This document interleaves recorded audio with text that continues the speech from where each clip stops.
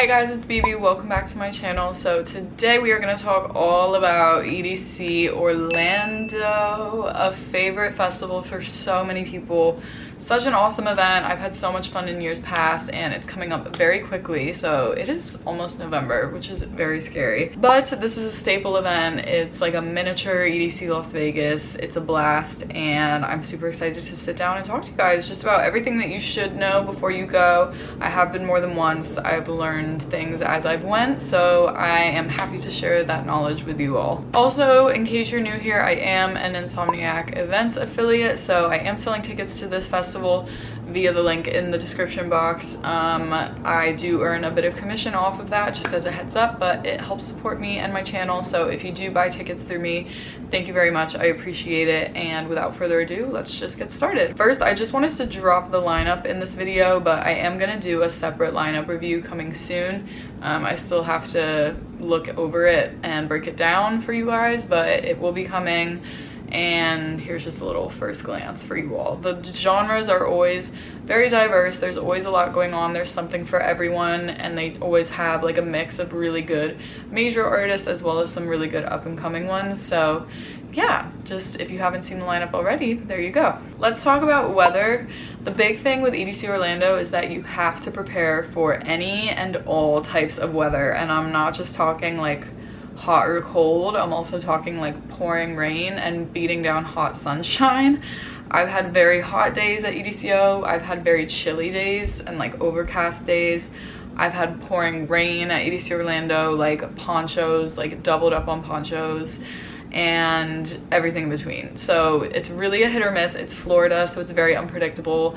I would say just like don't finalize what you're wearing until probably the week of, and just keep monitoring like the weather in that particular area, because it can rain very randomly. Bring a rain poncho or have one in your bag even if there's not rain on the forecast for that day, because you just never know. Let's talk transportation. There's a few different ways you can get to EDCO. Personally, I've always used rideshare apps, or I've had a friend with a car who could drive and we could park right outside the venue and DD. If you're doing rideshare, definitely leave early to get there, and try to leave early at the end of the night when you're going home, because the wait for a car can get horrendous. At EDC Orlando, my first year, we would wait like an hour for an Uber every single night, and we even left like a bit early. So definitely allow time to go get a car if that's your game plan. If you're staying at like home base or Slumberland, obviously they have shuttles. INSOMNIAC also has a shuttle system, which you can look up on the festival website, and it will give you the exact like stops and all the different lines. But we considered doing this last year, and honestly there were a lot of different stops and lines that you could get on, so I highly recommend looking into that if you haven't already. I feel like not a lot of people take the shuttles at EDC Orlando, but I've never heard anything bad about them. I've personally never taken them, but I've never heard complaints. So I don't know if any of you guys have taken the shuttles at this festival. Leave a comment and let everyone know how it is. But I would definitely consider that as well if you're someone who wants to stay to the very end of the festival, because the wait for a rideshare app is not it at EDC Orlando. It's not it. Also, something important to know with this, if you are parking or doing rideshare, just be very careful of the area around EDC Orlando and Tinkerfield. It's just not the safest. I know like some nights on some years, like we would walk a little bit further to get a car, and it just gets pretty sketchy. Obviously you're with thousands of people, so you know, take that with a grain of salt, but just have your wits about you and just don't stray too far, because it is a little sketchy. It's not the best area, so take that into consideration when thinking about your transportation options. When you're parking, make sure you park in a place that will keep your things secure, lock your car, all that good stuff. Okay, let's talk about the crowd. I always thought that the vibes at this festival were great. It's a very also like diverse mix of ages, I feel like, because I feel like there's a lot of college kids like from like the Florida schools and other schools like I went when I was in college coming from the Northeast. But there's also a lot of older people who are just like, you can tell they're just like veteran ravers or just like diehard EDC fans, honestly, and they just want to go to any EDC ever. Everyone's generally very nice. I have never had too many bad run-ins at EDCO. So yeah, be prepared for good vibes, lots of plur. One really important thing to note, however, with the crowd is that theft is like so much more common at EDC Orlando than I think any festival I've been to. There are always phone theft rings at this festival, and just like wallets will go missing, things will go missing.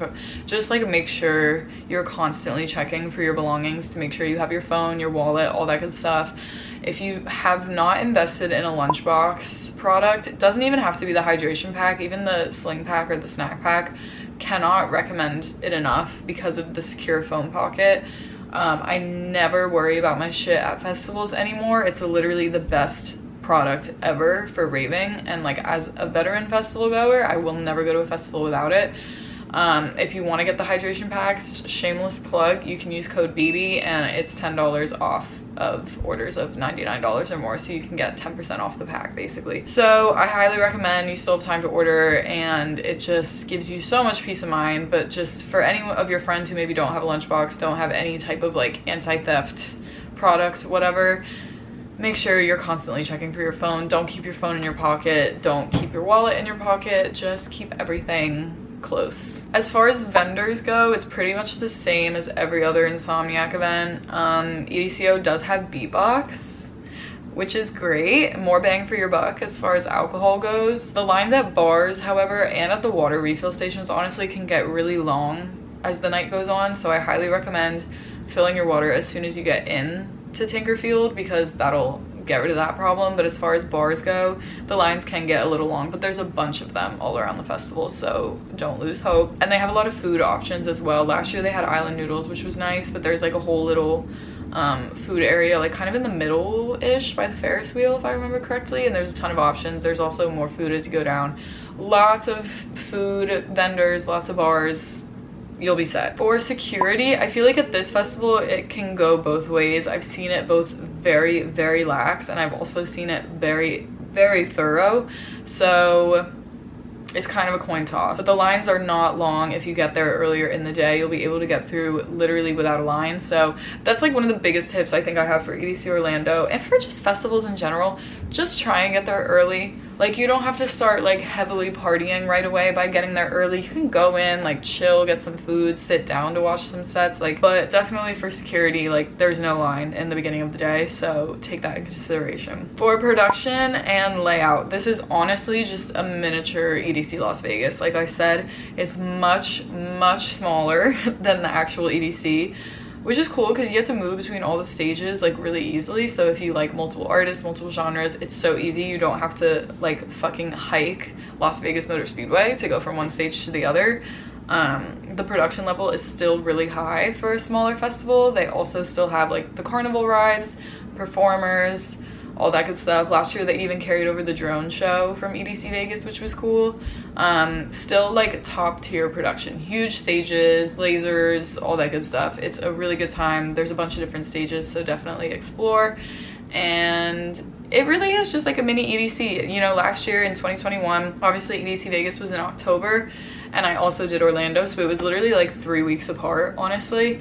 And I know I said this in my Orlando recap last year, I think, but going into Orlando, I was kind of like, it's not gonna be as fun as EDC Vegas, because I was just riding out the EDC Vegas high. It honestly is very similar vibes. If you've never been to Orlando and you've been to Vegas, you'll see what I mean. It's just literally a small EDC Vegas. Obviously a bit less immersive, especially if you do camp EDC. Like, there's no camping at Orlando, but you'll see the vibes if you've never been, and if you have been, you can attest to it. It honestly is just such a great festival. It's such a great bang for your buck. The production value versus the ticket price is insane. It's such a good deal, and I've just always had a blast. I have so many good memories at EDCO, so I am so glad I get to talk to you guys about this festival and promote it. It's just like so much fun. I think that's all I have to say about EDCO. If you guys have any other questions about the festival, please feel free to drop them down below and I will do my best to answer.